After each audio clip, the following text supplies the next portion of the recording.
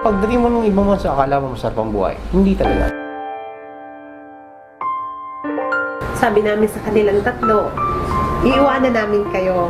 Pero yung pag-iwan namin sa iyo, hindi nangangahulugan na hindi namin kayo mahal. Nagsikap talaga ako kahit medyo malungkot na wala yung mag-ama ko. Nagtiis ako for 6 years na wala sila sa tabi ko. Binabayaan na kita, amo mo ko, kailangan gawin mo yan. So you have to do it. They call you stupid, wala kang alam. Kami medyo maayos yung buhay sa ibang bansa, medyo talagang malinis yung paligid. Pero yung mga anak mo palang naiwan, hindi ayos. Kasi hindi natin alam ang buhay eh. Hindi natin alam, malay mo pagdating ng time, nagkasakit ka na. Ano ba to, lokohan, mama? Bibili ka ng kondo? Yun, di ko po ina-expect na tunay po yung sinasabi niya.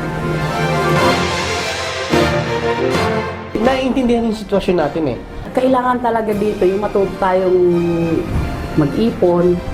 Pero yung tingnan mo kung ano yung magagawa mo sa kapwa mo. Ang feeling best, gusto lang tumulong sa kapwa natin. Hindi pala imposible. Masaya ako.